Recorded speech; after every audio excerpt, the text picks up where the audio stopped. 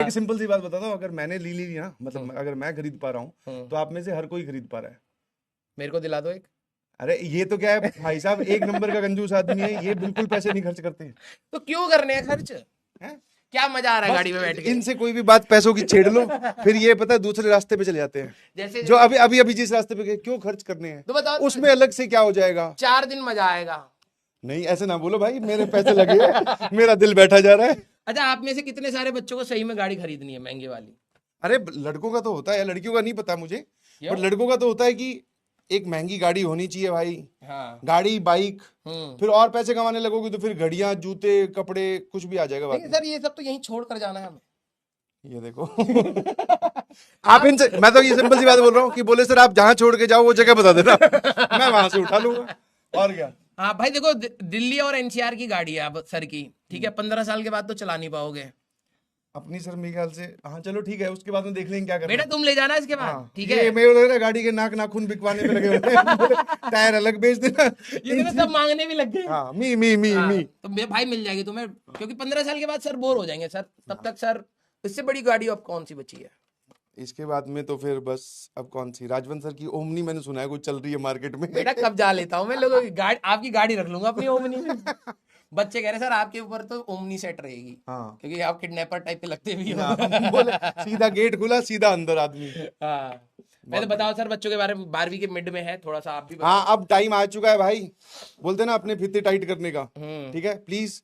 और जैसा कि जब पिछले साल अभी मैं लक्ष्य 2.0 में पढ़ा रहा हूँ, या फिर पिछले साल लक्ष्य 1.0 में पढ़ा रहे थे, तो हमेशा एक स्टेटमेंट कॉमन रहती है कि जो जेई के रैंकर्स होते हैं, चाहे वो मेंस के रैंकर हो चाहे एडवांस के रैंकर हो, वो होते 12th वाले बच्चे ही हैं। बिल्कुल। ड्रॉपर सिर्फ सिलेक्शन लेकर अपनी सीट पक्की कर साइड में हो जाता है। और ये बात भी ठीक याद है। रखना है सर कि अब बहुत क्रूशियल टाइम आ चुका है, हाँ। क्योंकि अब रिवीजन इनको स्टार्ट कर देनी चाहिए। और रिवीजन स्टार्ट करने के लिए सर, मतलब पिछली बार से ज्यादा अग्रेसिवली इस बार काम किया जा रहा है। हाँ। जैसे पिछली बार तो क्या है, हमने जब खत्म हो गई थी पूरी क्लास 12th, उसके बाद में क्लास 11th का रिवीजन स्टार्ट किया था दिसंबर में। अभी इनके लिए क्या है, पैरेलल में सीरीज ला दी है।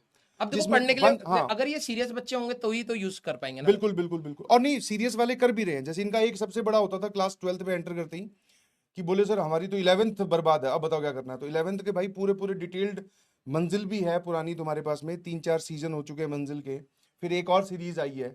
मतलब अगर आप चाहते हो 30-40% आप 11th का बहुत आराम से कर सकते बहुत हो, आराम से कर सकते हो। है ना, क्योंकि सर देखो हर 12वीं में भी पढ़ाते पढ़ाते वो टॉपिक्स कहीं ना कहीं 11वीं वाले आते यूज ही होते हैं, हैं ऑब्वियसली। तो आप थोड़े से कंफर्टेबल हो जाते हो। जैसे हाँ। मैंने इनको 2-3 चैप्टर बता दिए कि भाई ये अभी ग्रेविटेशन जैसे हमने कर लिया है, इलेक्ट्रोस्टैटिक्स तो बिल्कुल सिमिलर है, अब हाँ, तुम वो निपटा लो। बिल्कुल निपटा लो। अब एसएचएम का मैं उनको नेक्स्ट और टारगेट इनको तो दूंगा। वो मिला भी तो है, अर्जुना का एक्सेस मिला हाँ, हुआ पिछले सबको साल। मिला हुआ है, सबको तो मिला मतलब आप कर सकते हैं। और जितने भी बच्चों से हमारी बात हुई स्टेज पर या बिहाइंड द स्टेज, जिनसे ये पूछा गया, क्योंकि ये जो तुम्हारे सवाल होते हैं ना, वो इकट्ठे करके हम बच्चों से पूछ लेते हैं कि भाई तूने क्लास 11th कैसे सेट किया।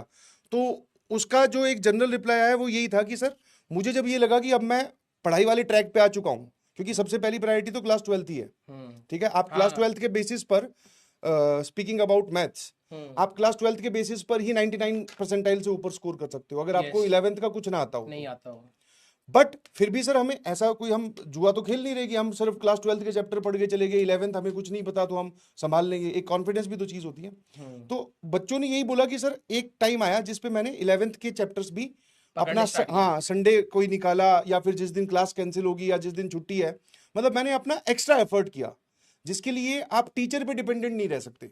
हाँ, ये देखो ये वाले इन सारी चीजों में ना तुम्हें थोड़े से एडिशनल एफर्ट्स खुद से ही लगाने पड़ेंगे।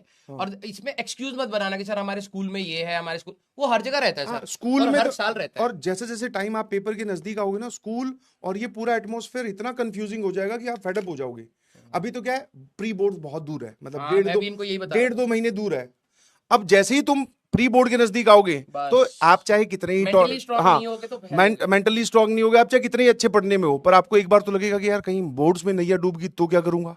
और जो कि एक जेन्युइन फियर भी है ऑब्वियसली, 75% नहीं आए तो क्या करोगे फिर रैंक लाकर भाई। तो जैसे जैसे आप नजदीक जाओगे पेपर के, चाहे वो बोर्ड्स हो, चाहे वो जेई मेंस हो, चाहे जेई एडवांस हो, तो सबसे ज्यादा चैलेंजिंग टास्क सर इन लोगों का होता है 12th वालों का, मैनेज करना, क्योंकि आपके लाइन में पता है 4 पेपर खड़े हैं, और फिर प्रैक्टिकल्स भी आते हैं बीच में, प्रैक्टिकल्स भी आते हैं, बोर्ड्स भी आता है, स्कूल भी परेशान करेगा, और क्योंकि पेरेंट्स क्लास का भी पेरेंट्स pressure का भी रहता है boards कि की भाई, तरफ। समझ गए। तो इसलिए अभी आपके पास में एक सही टाइम है, दिवाली से पहले पहले तक, दिवाली की हाँ। छुट्टियों में। और लेकिन सर एक चीज मैं बताऊं, दिवाली के बाद जैसे हम लोग वापस मिलेंगे ना, देखना इन्वायरमेंट ही क्लास का चेंज हो जाएगा, टीचर का एटीट्यूड भी चेंज हो जाएगा, आपके दोस्त जो पढ़ने वाले होंगे बिल्कुल चेंज हो जाएगा, सब चेंज हो जाएगा। और फिर पता है क्या ही होगा, फिर सिर्फ 2 चीजें होगी, डिप्रेशन या तो जेई के लिए पढ़ लूं या फिर आप बोर्ड के लिए पढ़ लूं, 2 ही रास्ते निकलते हैं, जिसमें मैक्सिमम जनता बोर्ड के लिए चली जाती है।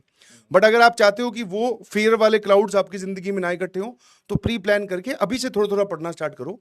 अगर आपने क्लास 11th के पर सब्जेक्ट 2-2 3-3 चैप्टर भी कर लिए ना, बहुत help अरे होती है। बहुत हेल्प हो जाएगी, ये कॉन्फिडेंस आ मानते जाएगा, नहीं है ना यार ये बात, कॉन्फिडेंस आ मैंने जाएगा। इनको ये बात बोली कि सर आप 12वीं 50% है, एटलीस्ट वो पकड़ लो हर सब्जेक्ट हाँ। की, और 11वीं के कुछ कुछ चीजें 30-40 हाईएस्ट वेटेज वाले में इजी पार्ट हाँ, भी easy आते part भी है। हैं, वो भी अगर आप दिसंबर का टाइम अगर इनका बचा रहा ना, हाँ। तो ही तो आप रिवीजन कर पाओगे, नहीं तो आप बिल्कुल 12वीं करते रह जाओगे। बिल्कुल सही। अभी बैकलॉग कंप्लीट करो और 12वीं पर ध्यान दो, 12वीं थोड़ा पर। बहुत 11वीं जो 11वीं पढ़ पा रहे हो बिल्कुल, वो कर लो, इजी वाला पार्ट आप लोग अपना निपटा लो, सो दैट आप दिसंबर वाले टाइम जब आपके प्री बोर्ड चल रहे होंगे, तब हमारी रिवीजन जब हो रही होगी हाँ। या मंजिल चल रही होगी, आप अवेलेबल भी तो होना चाहिए ना आपके पास टाइम, तो वो वाला टाइम बचाना अभी से ही पड़ेगा आपको। थोड़ा अपना प्री प्लान करके रखो अपनी स्ट्रेटेजी को, मतलब रिवीजन क्लास, देखो सबसे प्रायोरिटी तो सबसे पहले क्लास